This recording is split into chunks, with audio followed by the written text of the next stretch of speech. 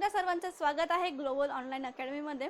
तर आजच्या सेशनमध्ये आपण लॉ सीईटी साठीचे असणारे एमसीक्यूज पाहणार आहोत आणि ही एमसीक्यू सीरीज तुम्ही फॉलो केली तर ह्याच्या व्यतिरिक्त तुम्हाला कोणतेच वेगळे क्वेश्चन्स विचारले जाणार नाहीत, कारण की ज्या सर्व क्षेत्रांमधून तुम्हाला लॉ सीईटी साठी क्वेश्चन्स विचारले जातात ते आजच्या सेशनमध्ये आपण कव्हर अप करणार आहोत। ठीक आहे, तर लॉ सीईटी साठी आपल्या ग्लोबल ऑनलाईनमध्ये क्रॅश कोर्स सुरू आहे आणि त्यामध्ये तुम्हाला डेली लाईव्ह क्लासेस असणार आहेत, रेकॉर्डेड व्हिडिओ लेक्चर असतील, संपूर्ण अभ्यासक्रमाच्या नोट्स असतील, 50+ मॉक टेस्ट असतील, 2000+ एमसीक्यूज आणि या कोर्सची फीज ओनली 3000 आहे। या नंबरवर कॉन्टॅक्ट करायचे। 5 इयर्ससाठी बघा तुम्हाला आता बॅच 16 तारखेपासून सुरू होत आहे, तर तुम्हाला नक्की ॲडमिशन करून घ्यायचं आहे। 3 इयर्ससाठी सुद्धा क्रॅश कोर्स सुरू आहे आपल्या अकॅडमीमध्ये, त्याचे पण डेली लाईव्ह क्लासेस आहे, रेकॉर्ड व्हिडिओ लेक्चर आहेत, अभ्यासक्रमाच्या नोट्स, 50+ मॉक टेस्ट, 2000+ एमसीक्यूज, ह्याची सुद्धा 3000 तुम्हाला काय फीज आहेत। त्यानंतर तुम्ही इथे बघू शकता प्ले स्टोरला जाऊन आपला ग्लोबल ऑनलाईन ॲप आहे तो इन्स्टॉल करा।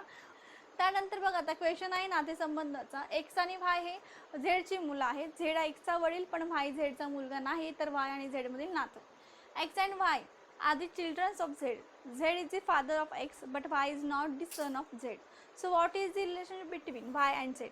तुम्हाला काय विचारलं इथे, रिलेशन विचारलेलं आहे, नातेसंबंध। फार इझी आहे, कारण की लहानपणापासून आपण नात्यामध्येच ओळखलं जातं, बरोबर ना, नात्यामध्येच बांधले गेलेलो आहोत, त्यामुळे नातेसाखळी तर आपल्याला लहानपणापासूनच माहिती, त्यामुळे हा टॉपिक ह्याला काही लॉजिक लावायची गोष्टच नाही आहे, एकदम सोपं आहे। तर आपण ह्याच्यासाठी काय करतो, नातेसाखळी तयार करतो, तर ती कशी करायची, पिढ्यांनुसार। म्हणजे एक्स आणि वाय हे झेडची मुलं आहेत, ठीक आहे। आता मी कुठे काढते डायग्राम, इथे काढते, ठीक आहे। एक्स आणि वाय, ठीक आहे, हे एक्स आणि हे वाय हे दोघं कोणाचे, ह्या झेडचे चिल्ड्रन्स आहेत, मुलं आहेत। झेड हा एक्सचा वडील नाही, काय झेड, आता हा झेड आहे तो ह्या एक्सचा वडील नाही आहे, वडील नाही म्हणजे आई असेल, पण वाय हा झेडचा मुलगा नाही, पण वाय हा झेडचा मुलगा नाही आहे म्हणजे मुलगी असेल, तर वाय आणि झेड मधील नातं काय, तर वाय आणि ह्या झेड या दोघांचं नातं काय, मुलगी आणि वडील। कोण असेल, मुलगी आणि वडील, म्हणजे काय, डॉटर अँड फादर।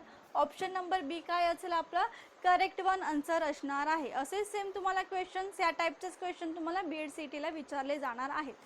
त्यानंतर इथे क्वेश्चन आहे एका कोडमध्ये, आता हा आहे कोडिंग डिकोडिंगचा प्रश्न, म्हणजे सांकेतिक भाषा।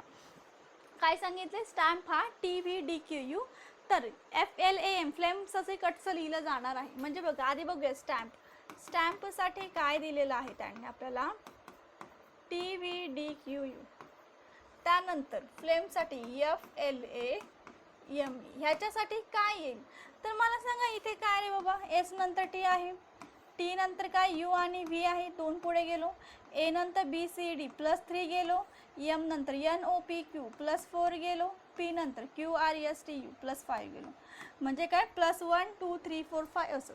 तर सेम इथे पण तेच, इथे +1, एफ नंतर G, एल नंतर काय करायचे +2, एल नंतर एम आणि एन, ए नंतर 3 पुढे जा म्हणजे BCD, एमच्या इथे काय आहे, एमला काय आहे, एम नंतर आता +4 जायचे आपलं, ठीक आहे, +4 म्हणजे एम नंतर NOPQ आणि ई नंतर +5 म्हणजे FGHIJ, ठीक आहे। म्हणजे बघा क्यू अँड आता इथे जर तुम्ही बघितलं तर आपण काय केले, +1, एफ नंतर G, एल नंतर MN, ए नंतर BCD, एम नंतर NOPQ, ई नंतर FGHIJ, ठीक आहे, JNDQ आणि J, हे आपलं काय आहे, फायनल उत्तर आहे। कुठे, GNDQJ, ऑप्शन नंबर सी आहे। सो ऑप्शन नंबर सी काय येईल आपला करेक्ट वन आन्सर आहे। काय लॉजिकची गोष्ट आहे का ह्याच्यामध्ये, एकदम सिंपल आहे।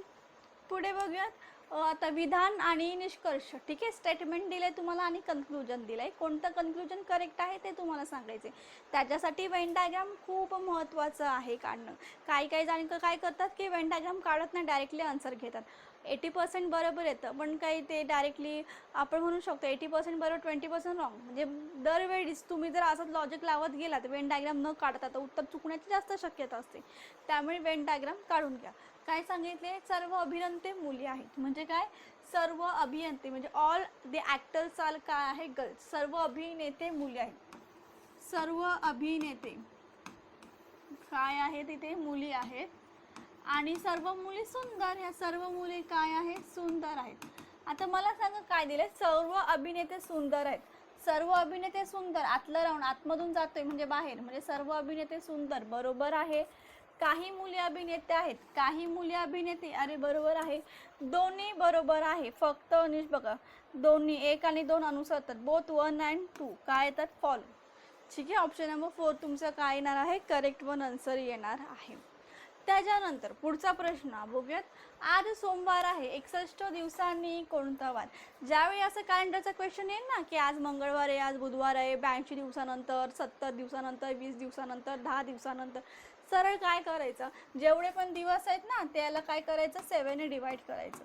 म्हणजे 7 7 49, 7 8 56, 57 58 59 60 61, 5 दिवस म्हणजे बाकी येते. त्यामुळे मी हे जे सोमवार आहे म्हणजे मंडे जे आहे त्याच्या काय जाईल? +5. म्हणजे मंगळवार, बुधवार, गुरुवार, शुक्रवार, शनिवार. म्हणजे माझं उत्तर काय येईल? सॅटर्डे. काय येईल? सॅटर्डे. एवढं सिंपल क्वेश्चन. ठीक आहे, ऑप्शन नंबर बी काय येईल माझा? करेक्ट वन आन्सर येणार आहे. चला जाऊयात आता पुढच्या प्रश्नाकडे. एक अचूक घड्याळ सकाळी 8 वाजताचे वेळ दाखवत आहे. दुपारी 2 वाजेपर्यंत तास काटा किती अंशांनी फिरलेला असेल? An accurate clock is showing the time as it follows. How many hours will take until 2 PM? ठीक आहे, म्हणजे मी असं एक घड्याळ काढते. ठीक आहे, ह्या घड्याळामध्ये बघा इथे काय असतं? 12 6 9 3.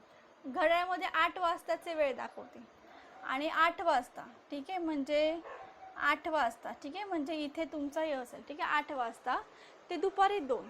म्हणजे फॉर एक्झाम्पल मी इथे पूर्णचा क्लॉक काढला घड्याळ. म्हणजे 1 2 4 5 7 8 10 11. ठीक आहे, आता बघा काय सांगितले तुम्हाला? दुपारी 8 रात्री 8.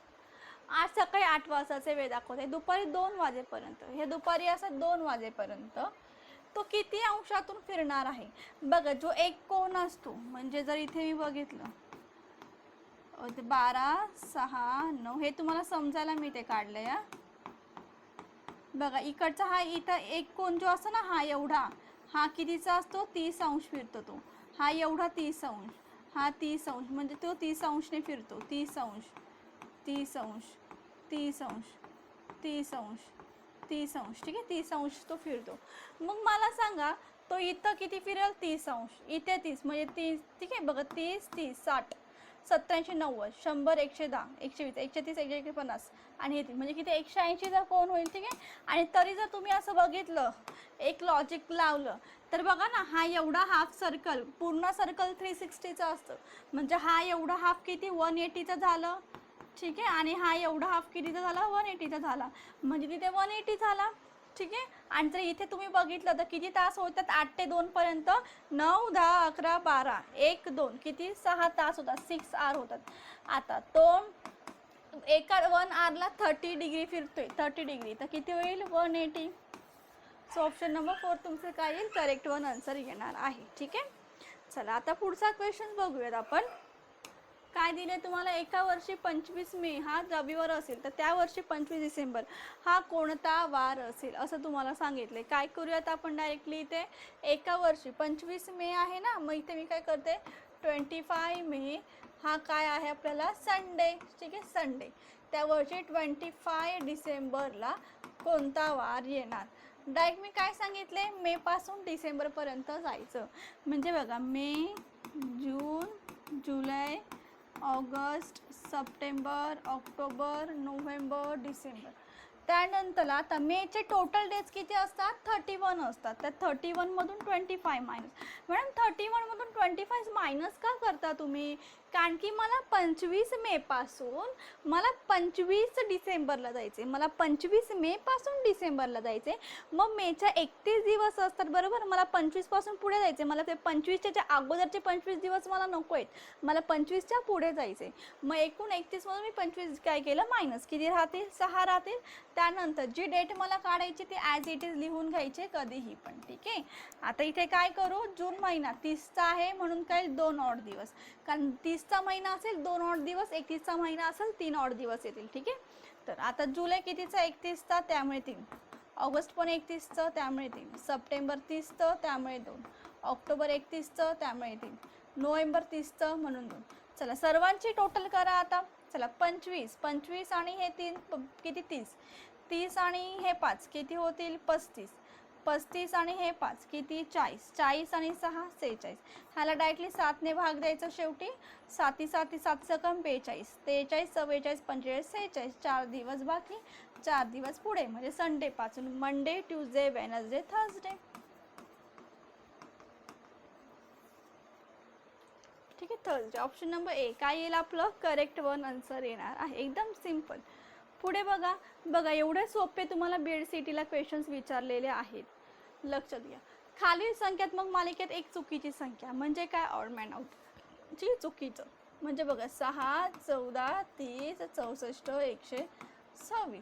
मला सांगा इथे काय नंबर सिरीज आता इथे काय सॉरी खालील मालिकेत एक चुकीची. ठीक आहे, चला चुकीचे काय आहे ते आपण बघूयात. मला सांगा इथे काय आहे साइन दुने 12, 12तून 2 गेलं सॉरी साइन दुने 12, 12 त्याच्यामध्ये प्लस जर 2 केलं 13 14, 14 दुने 28, 28 मध्ये 2 आणि केलं 30.